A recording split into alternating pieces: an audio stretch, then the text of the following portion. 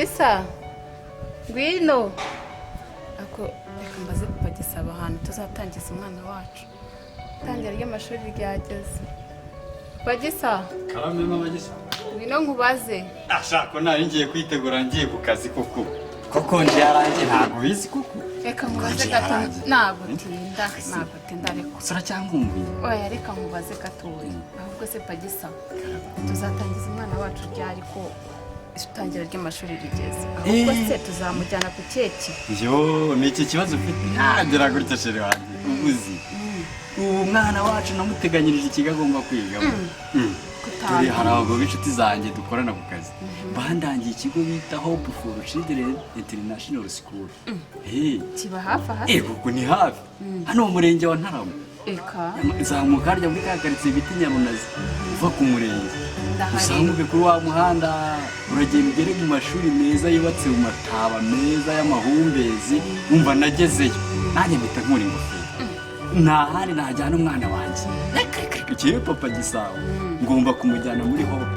Warahitegereje neza hasi ikigo gifite uburezi bufite ireme wabona umwana mu gitondo unywa amata n'umugati ahandi hantu wabibonye se n'ubundi ishuri ryacu ni ingirakamaro iriya shuri n'ahandi hantu hajyana umwana nyamara Gisabo dore uboneye ikigo cyiza yo amafaranga narayakoreye ngomba no kuyajyanayo rwose nkarihira umwana kandi bambwiye ko rwose nayo wishyura ari make cyane.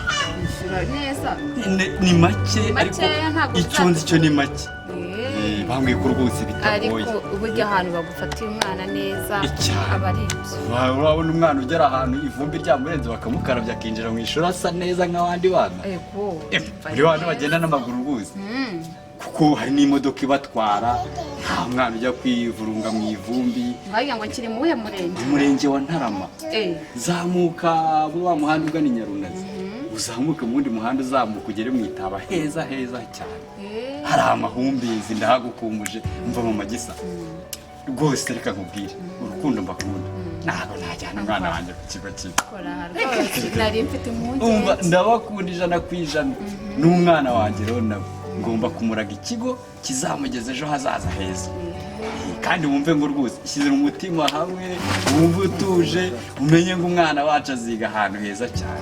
urakoze cyane maze amatsiko arashize maze rero sheri nta rwose wandangaje kandi nari ngiye ku kazi ntaza gukererwa sibyo ariko ndagukunda umva natwe turagukunda iyi minsi batazakumva ndabona ugenda uricyuye ufite izo mpungenge mu myaka tumaranye nuko nyine ndakwizera kandi rwose ujya umera gutya nanjye ari ukuri ndakwidumva urafunze aha zumvaho aziro Mama Gisa oya kundangaza ntakererwa dore akazi kubu kabonwa n'uzigiye kandi ntaje uteba inzara igutema sobizi se ubwo rero reka ngende ahasigaye umwana wacu umenye ko mwitangira ry'amashuri haya ngo ni kuri Hope for Children International School.